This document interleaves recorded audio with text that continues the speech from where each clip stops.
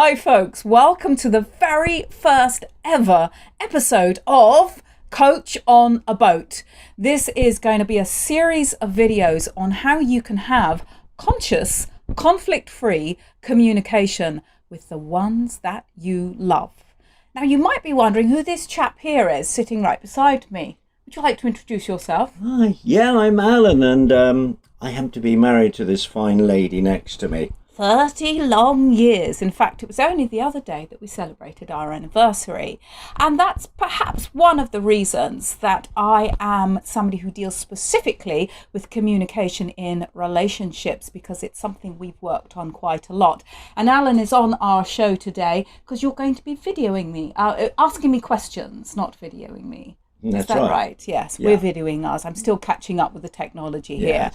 here. So you might be wondering, why coach on a boat? What's that got to do with communication? Well, if you sort of look behind us, if you are very clever, might be observing that we are in a slightly unusual setting. It is, in fact, a 70-foot narrowboat that we live on 364 days of the year on the London canals. It's a fine life, isn't it?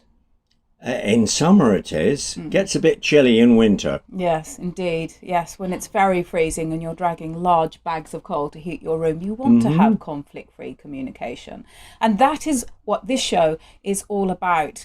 I'm a communication coach. I deal largely with couples, but I also deal with anybody who's in situations where they might be having a little bit of conflict. Could be your hubby, could be a friend, could be a family member, the old family situations, or it could even be a work situation that you might want to improve your communication with. So we're going to be doing a whole series of these videos and sharing with you some tips and techniques on how you too can have conflict-free, conscious communication with other people.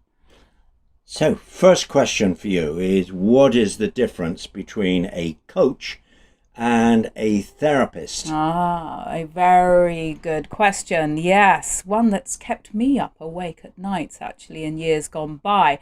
I would say a number of differences. First of all, there are many different kinds of therapists and many different kinds of coaches. So I can only speak about how I work as a coach. But I would say on a personal level, I'm not somebody who looks too much back into your past. So I'm not sort of sifting through your terrible childhood to find ways to heal you in your current times or help you heal. I'm working very much more with things that are going on currently in somebody's life. And I deal with that with strategies, okay? So it's not just talking and connecting and releasing. It's not evaluating, analyzing, or what's another word? Diagnosing. Diagnosing, a very good word. It's not that. It is really coming up with a game plan, and also sharing with you tips and techniques on how you tips and techniques that you can actually apply yourself in your own life in between your coaching sessions. Okay. Is that clear? Yeah, I think that's clear. What I'm hearing is that coaching is very much looking at what's going on in present time of somebody's life, and also looking then to the futures, like how can you constructively change things that will make a difference in the near future. Absolutely. And it's not diagnostic.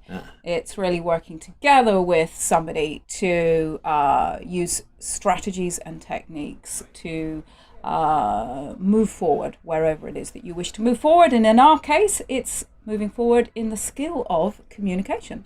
So, well, let's get on to that, because I know that you have a pretty unique way of working with people. And if we look at human relationships, there's a sort of contradiction, isn't there? Because many anthropologists and psychologists say human beings are built to be social. Yes, we are naturally empathic. We like to feel connected. Yes. And yet we experience so much conflict We really in do. relationships, from the most intimate relationships between two partners, family members, friends, work colleagues, and so forth.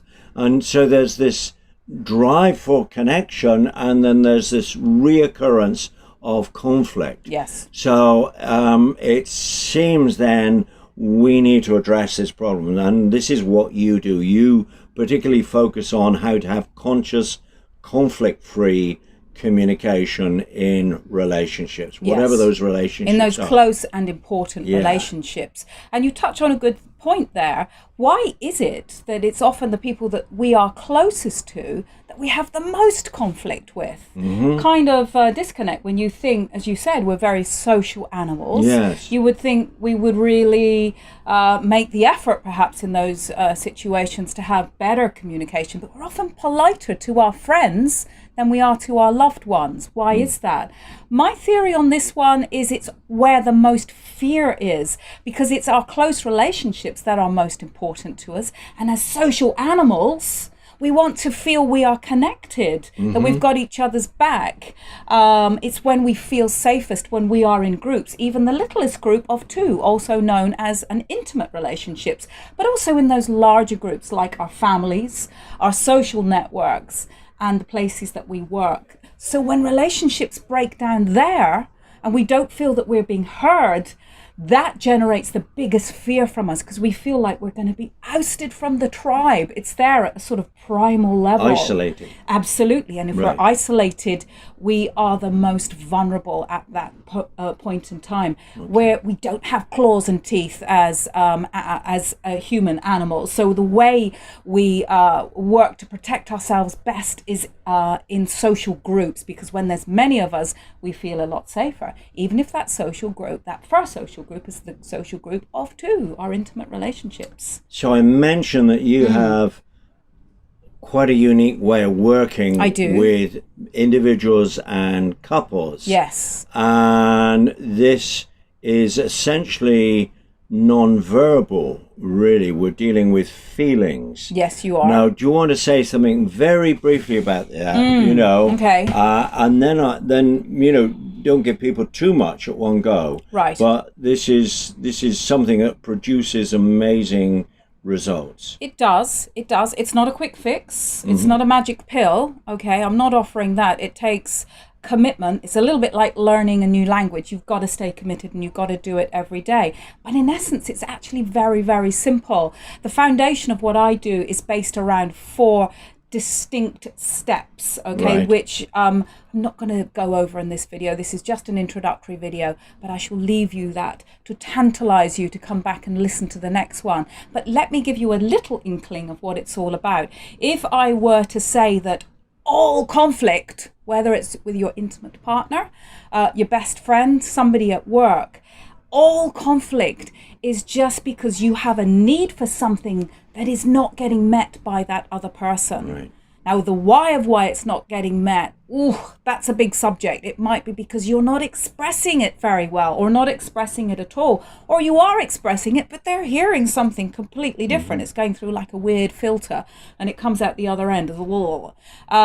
So I'm going to teach you and share with you steps that will make your communication very, very clear and specific, and it will draw out the best reaction in the person listening. They're not going to go into defensive mode, or even worse, they're not going to become angry if you follow these steps. But it does take practice, and an awful lot of other things we're going to be sharing as well, not just those 4 steps, but that's the foundation. So next week, when we do our next video, we will concentrate on the very first step, of how to have conscious, conflict-free communication for the ones that you love.